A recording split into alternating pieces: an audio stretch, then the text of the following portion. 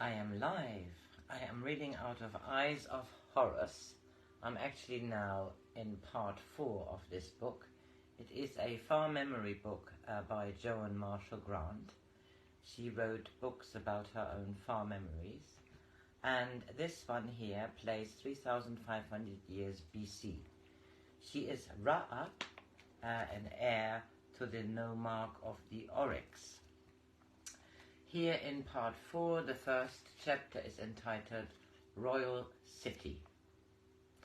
By noon of the 4th day of our river journey, we were opposite the old capital.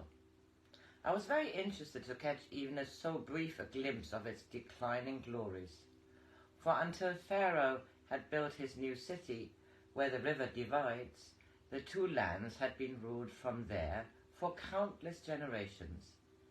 Now its only importance was as the principal town of the Reed, the most southerly of the 3 royal gnomes. A little further on I had my first sight of the great pyramids. They were mightier even than I had expected, and through their temples and the causeway which led down from them to the river were of the same white limestone, they could not equal the brilliance of the 2 who remember, which dazzled the eyes like burnished metal. I thought that my rowers, none of whom had been so far downriver before, would wish to take this opportunity of seeing them more closely. But when I suggested that we should delay our journey for a few hours, they said they would prefer to keep on, so as to reach our destination by sunset. Long before we came in sight of the walls of the royal city, the river was thronged with boats. Pleasure craft skimmed like water beetles among war gullies, and heavily laden trading ships. 2 state barges, each of 40 oars, held on their majestic course, while sailing boats fell away from the wind to make way for them. The sails varied from the common red-brown cloth to fine canvas, dyed many different colors and painted with the device of the owner. Instead of the huts of field workers, such as clustered round other towns, the flat landscape was broken only by a few large estates. Sebek had been here only once before, but he pointed things out to me as though I were a foreigner he was trying to impress. It is sometimes called the City of 7 Gates, and the walls are so strong that a few men like us could hold it against an army of barbarians. You will be able to see the pennants flying from the entrance pylon of the palace when we get out of the way of that grain barge. He broke off to shout to the steersman, "Denk, look to your oar. If you watch the city, we shall never land there." The barge passed perilously close, and water trickled down the oars, which had to be raised in haste, and formed little pools among the travelling boxes at our feet. I cut short Derek's apologies. It did us no harm, and if the steersman sees as much to surprise him when he reaches our part of the river, the fish will get the benefit of his cargo. The city was on the west bank, which at this point was high and sheer. Rows of shade trees, not yet fully grown, lined the top of the embankment, and above every 100 paces a flight of stone steps led down to the landing stage. These landing stages were stone-built and extended far enough into the water for boats to reach them, even when the Nile was at its lowest level before the inundation. "Notice how the embankment has been made too steep to climb," said Sebek. "It looks vertical, but really it has a slight overhang, so that even if a man could find fingerhold between the facing blocks, it would still be impossible to scale. Only the steps would have to be defended if the city were attacked from the river, and Hanuk thinks there is some way by which the threats can be turned on a concealed pivot, so that they too become impregnable." He told Denk to put in at the 4th landing stage, where stood a tall man wearing a blue tunic of an upper servant. Sebek pointed to him and saying, "That will be the steward of your kinsman's household. His name is Dacleon, and I have heard he is an honest man, though not yet a watcher. Even now we must never forget we are master and servant, for if they hear me speak to you as an equal, they will think we are barbarians."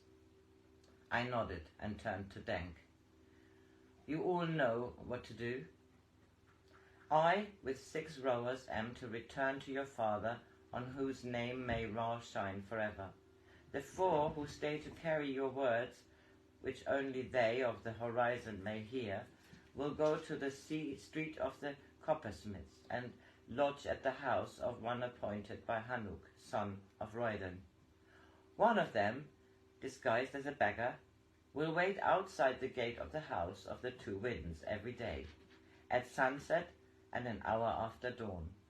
Should the young oryx, or Sebek his servant, give this man a gift of food, and if he finds concealed in it a papyrus on which words are scribed, then he who scribed them will know that they will be read in Hotep Ra within 3 days."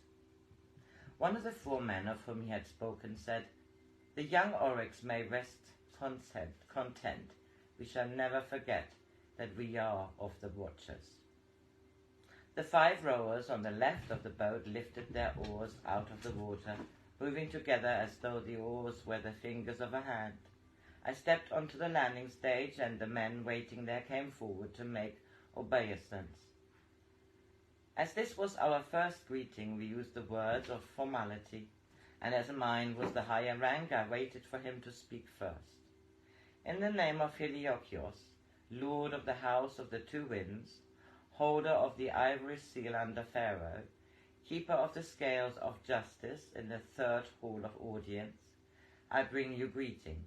May there be peace upon the house of your father, and upon the house of your sons, and of your sons' sons."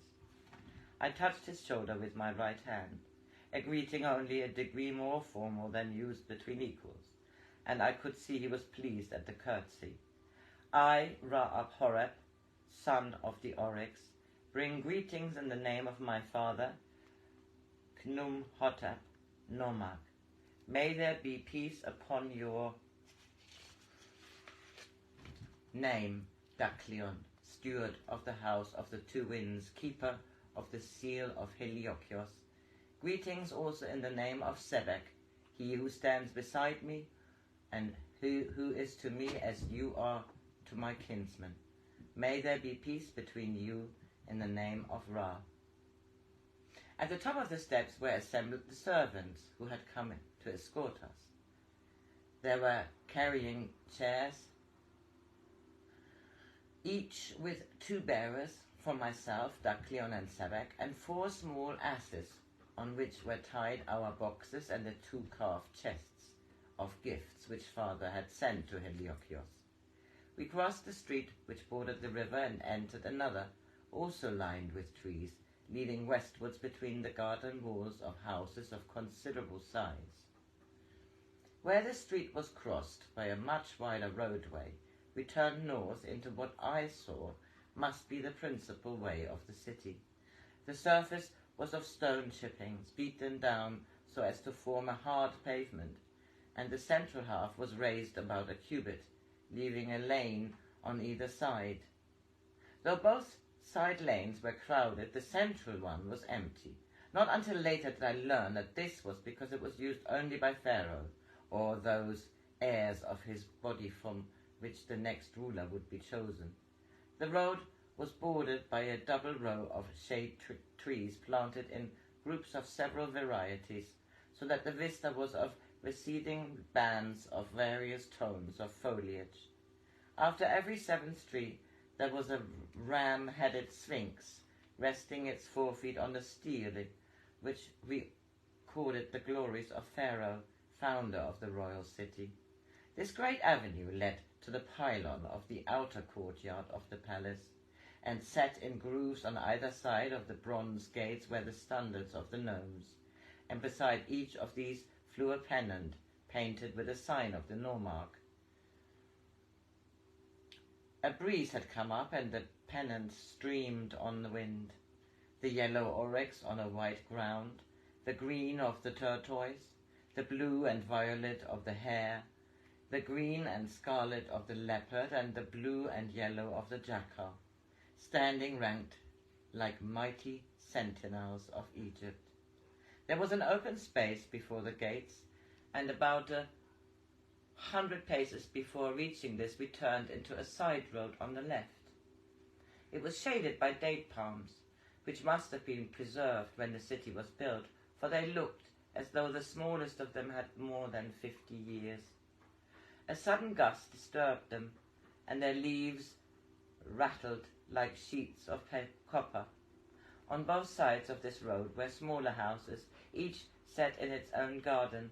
Later I knew that most of them were owned by minor officials of the palace, though in a few lived the favourite concubine of rich men, who for some reason preferred to keep them there instead of in the women's quarters of their own household.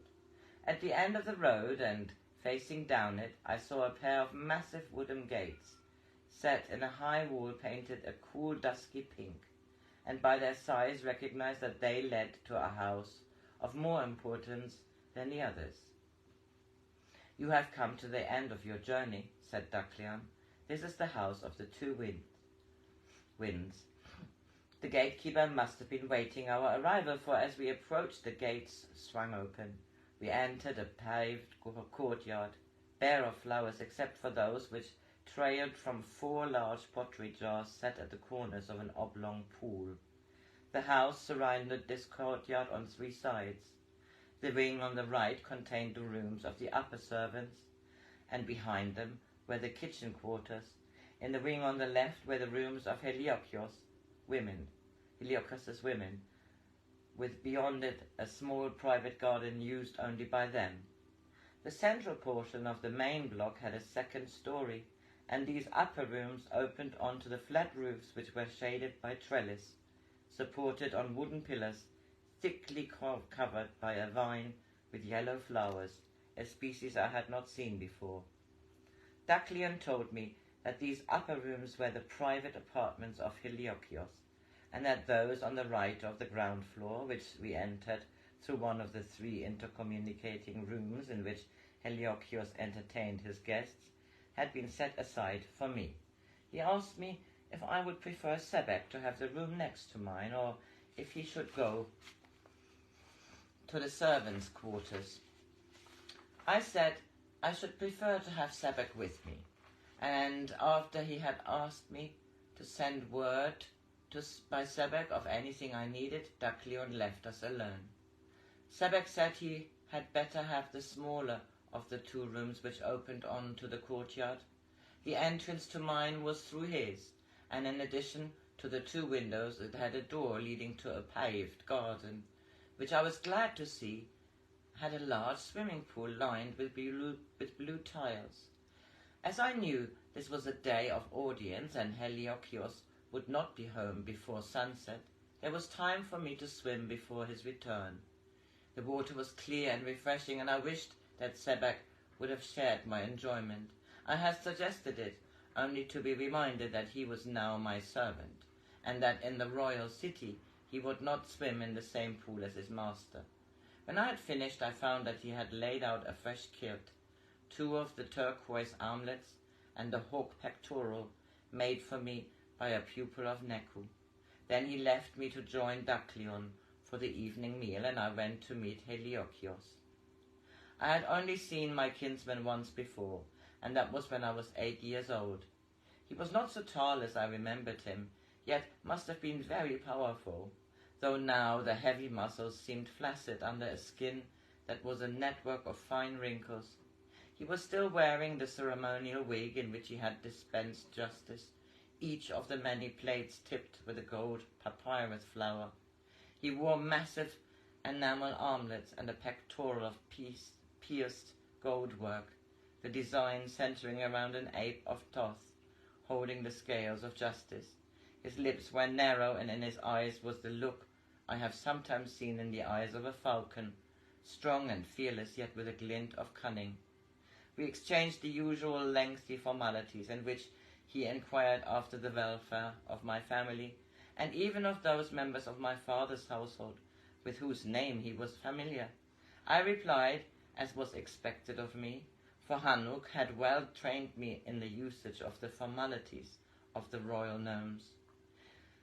When we were able to talk more freely, he said, "As my kinsman, you will find many doors open to you, and a young man of your rank will never lack entertainment in the royal city, as well as banquets of which you may soon grow weary, even as I did at your age. There will be occasions when you will find it very pleasant to let the current carry your pleasure boat downstream while you listen to singers. When you tire of women's voices, you will find plenty of companions to share in other sport, whether you prefer to test the strength of your throwing spear against a hippopotamus, or to follow antelope or gazelle with a leash of hunting dogs." I asked him whether I might go with him to hear him giving judgment. He seemed surprised at this request, so I said that my father wished me to learn of his wisdom, so that when the time came for me to rule the Oryx, I might profit by the experience of my great kinsman. I saw this pleased him, at which I was relieved, for I feared that I might have spread flattery too thickly. He ate sparingly, and twice I saw his hand go to the side as though he felt a sudden stab of pain. "Tomorrow there will be many to share our evening meal," he said, "for the younger officials of the court, as well as the sons and daughters of men of influence, are coming here to exchange greetings with the young Oryx. Soon I shall move to my country estate, the second house of the two winds, for it is more pleasant there when the heat increases, and it is near enough to the city for me to return here every 4th day to administer my office of the ivory seal. When we go there, you must tell me how it compares with your father's estates. My vines are coming into bearing, for now shall I hold seal under Pharaoh, it is permissible for me to have my own vineyard." Forgetting that Rodin had told me that in the royal nomes all vines belonged to Pharaoh, so that even the nobles must pay a royal price for their wine, I said, "In the Oryx anyone can have grapes who troubles to plant a vine." "I have heard that the Oryx has many customs which are unfamiliar here," he said coldly, "and I have no doubt that her son will make a profitable companion, even for an old man like myself." I tried to turn the sharp edge of his sarcasm on the shield of courtesy. In friendship, both must profit equally, for when one profits nothing, neither can the other. So it is assured that you will learn from me, for you have so much to teach me. He laughed. "So the boy from the south is not unready with his tongue? I will confess that I asked you to come here because I am an old man without a son, and you are nearest to me in blood. I thought you would be a bore, for though your father is Nomarch, he keeps the seclusion of a scholar. I even thought I should have persuaded you to change the manner of your dress, but that pectoral you're wearing might have been made for Pharaoh, and the linen of your kilt is as fine as my own." He leaned back in his chair and studied me intently, as father looking at a new scribe's painting. "Yes, you will do very well here, and your friends will not choose you only because they know you are my kinsman. Most of us prefer the shaven head and a wig, but now that the younger prince has taken to wearing his own hair, you are in the fashion, and won't have to join those who are making trade for the Syrian, who has an unguent which he claims could grow feathers on a vulture's head." A Nubian servant came into the room carrying in his arms a grey female monkey. It chattered with excitement when it saw Heliocios and leapt on his shoulder rubbing his head against his cheek as he caressed it. He said, pointing to me. That is Ra-up, who has come here as our guest. You must not bite him, or I shall have to punish you. But if you decide that you and he are to be friends, he may let you ride on his shoulder when I have to leave you alone. He split open a fig and gave it to her. She took it very daintily, holding it in one hand and taking small, swift bites until it was finished. She will let no one else handle her, he said proudly, except the slave whose sole duty it is to care for her. I had to buy him from the trader who brought them both to Egypt, for she had come to accept him and might have pined if they had been parted. When you are as old as I am, Ra-up, may you be fortunate enough to have a woman who contents you as well as Mimu contents her master. In answer to my unspoken thought, he went on, Yes, I have been married. She was a beautiful woman, yet the 3 years we spent together before she died did not incline me to take another wife. I was more fortunate in my concubines, but even with them there was no fire to cool to ash, only a comfortable habit. There were 4 of them, for each in turn I hoped to receive a son, but only one felt a child quicken in her womb, and that she brought forth dead. They are all old now, and because they are too careful ever to quarrel with me, they still live under my roof. They seem content in their own fashion. Sometimes I hear them wrangling amongst themselves, but it is seldom that they disturb me. From the tone of his voice, even more than from his words, it was obvious he had no affection for them. I wondered why he still kept them in his house, until I remembered that a man was not supposed to turn a concubine away unless she preferred another man, or wished to live alone, in which case he would have to provide her with the means to do so. Those who wished to remain were treated with the same careless charity that permitted the old hunting dogs to be fed with the others, who could still course their quarry. Hedliacus told me that the concubines would take great pleasure at my courtesy if I were to exchange greetings with them. When I was received by them, they reminded me of old dogs who yelp in their sleep as they dream of a lost prowess. Thick cosmetic was strident on their flaccid skins. It seemed to make them unreal, as though wooden puppets had come alive. They wore many bracelets and necklaces, which jangled as they moved. I wondered whether their memory of the time they had been given those tokens of affection was still as untarnished as the metal, or had it faded with their beauty. Heliocos seldom went to see them, and eagerly they asked for news of him, pretending he had been away on a journey in order to hide from me his indifference. Their power to charm men had been their life now, life. Now they were no longer desired, so they vied with each other to warm their pride by any little flame of jealousy they could still kindle. Their eyes were hard and greedy, yet pitiful as the eyes of old monkeys. They were not frightened of death, but against age they fought with an almost savage desperation, refusing his gifts of mellowness and peace as they cried in shrill voices for youth to return, youth who had so long forgotten them. The Heliocios, who delighted to play with his monkeys, seemed a different man to him whom I watched giving judgment in the 3rd hall of audience. The keeper of the ivory seal was a figure to inspire awe, with a great wig of ceremony, the purple cloak clasped with a gold lion head, the royal insignia, and in his hand the flail of the ivory handle, thrice banded with gold.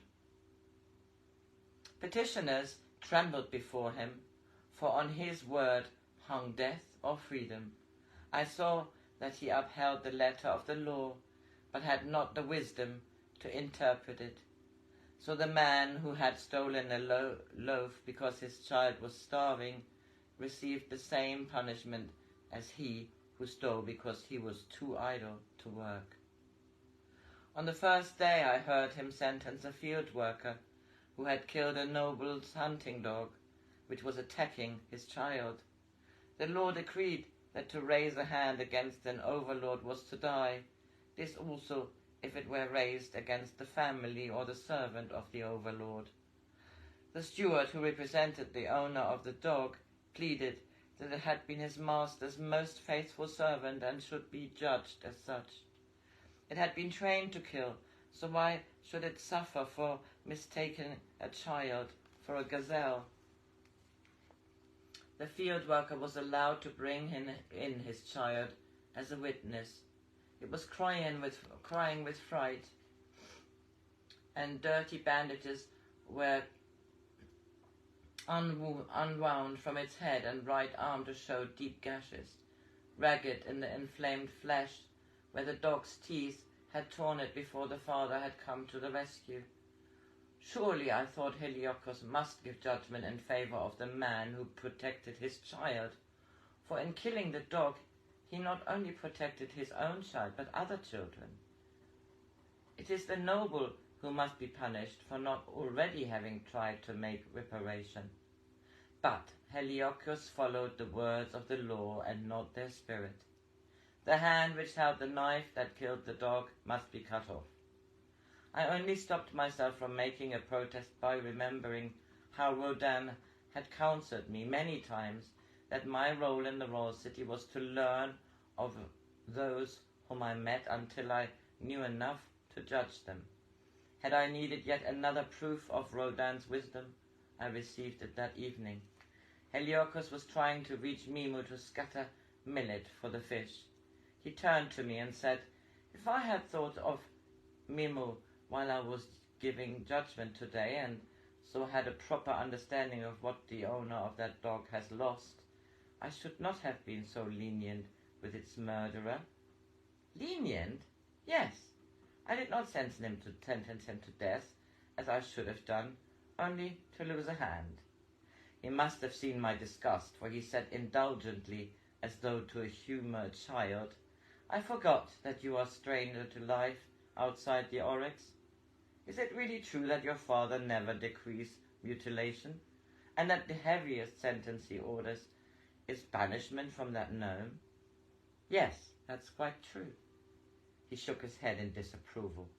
"I shall have to teach you wisdom while you are here. I know that your father is a great scholar, but it shocks me that a nomarch feels so little of his responsibility. If he forgets the flail, there will be a rebellion in his gnome, and if one gnome rebels, it endangers the others, just as a single load of diseased corn may spread the rot through a whole granary." "You are wise, Heliocos, and I will remember your words. If we do not change our ways, there may well be a rebellion, born in the oryx, to spread throughout Egypt." That was the first chapter. The second chapter is entitled, of part 4, is entitled Blood Sacrifice.